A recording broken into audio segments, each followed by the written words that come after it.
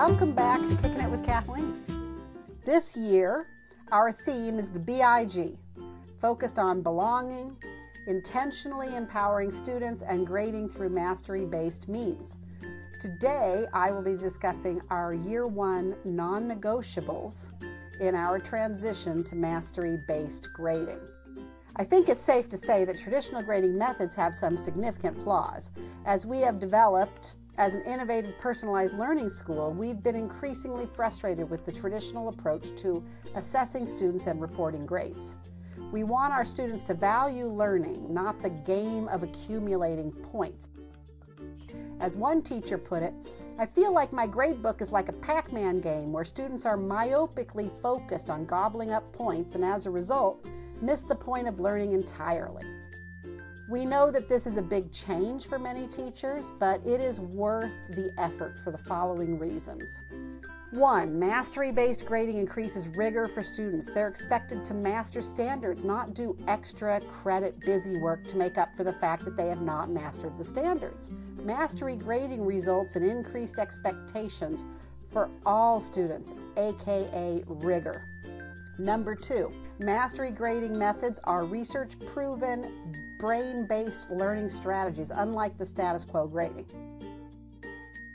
We have years of educational research telling us that kids learn at different paces and through different means. It's time to put that research into effect by changing the educational model. Mastery grading is a game changer. 3, mastery grading ensures that students are working in their learning zone, not on busy work. 4, mastery grading is respectful of our students. We believe in every student's ability to learn every standard, and we put our grading system on the line to prove that. 5, mastery grading tells a true story about each child's learning, unlike a grade book. We've had students enroll in our school who passed in their previous school, passed algebra with an A, but they couldn't even factor a binomial. That happens when assignment completion, extra credit, and other non-mastery items are included in the grade, but the grade becomes a non-authentic measure of students' abilities. 6, mastery grading puts kids in the driver's seat. They have to understand what they know and what they're learning in a deep way in order to master it.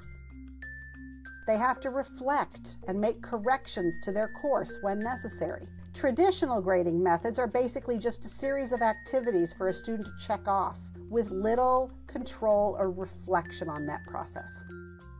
So these are just a short list of reasons why we decided to implement this big change. So now we're in year 1 of our implementation. Our teams have worked on 8 non-negotiables for all teachers this year. If you are not currently doing these things, you need to begin now. Your students will thank you. 1, flexible pacing. We want all kids to make 1 year's growth in a year. This means that we need to know where every student is when they begin the year and set goals to move them ahead. For students who are below grade level, the goal should be a 1.5 years growth. We need to provide time and materials for kids to work on different learning goals until mastery.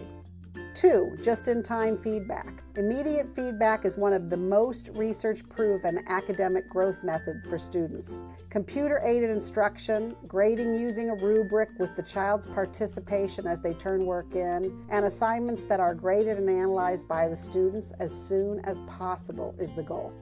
3, levels of mastery. All Springs teachers will use a 4-point rubric for grading. 1 being like apprentice, like not quite meeting the standard at all.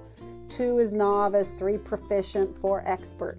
All teachers are working on evaluating exemplars for each standard to identify what characteristics equate to each of the 4 points on the rubric for that particular standard.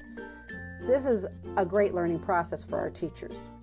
4, habits of success. Students' work skills, punctuality, effort, etc. will no longer be calculated into the mastery grade for a standard. These will be habits of success and will be evaluated separately in the report card and on the transcript. 5, redos and retakes. Multiple attempts will be allowed without penalty in order for the student to prove mastery of a standard. They are expected to meet all standards and to work persistently until they have mastery. 6, goal setting and reflection. Students will be helping to set their learning goals and will be tracking their own progress in authentic and regular ways.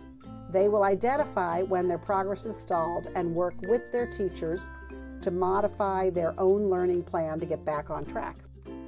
7, perfect practice.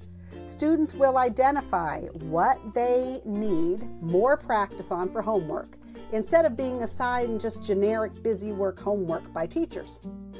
Homework itself, or practice, or perfect practice, will not contribute towards the mastery grade, but it may contribute to the habits of success grade. And 8, grades and reporting. Zeros will no longer be permitted since all students will complete all standards. High school will be A through C, and then if they don't make the C level, then it's a not yet. No D's and F's unless the student fails to complete the standard mastery process within a reasonable period. So these are innovative, exciting changes to our program, which we know will result in improvement in achievement for our kids. We're very excited. We're happy that you're participating in the process, and we're looking forward to great things ahead.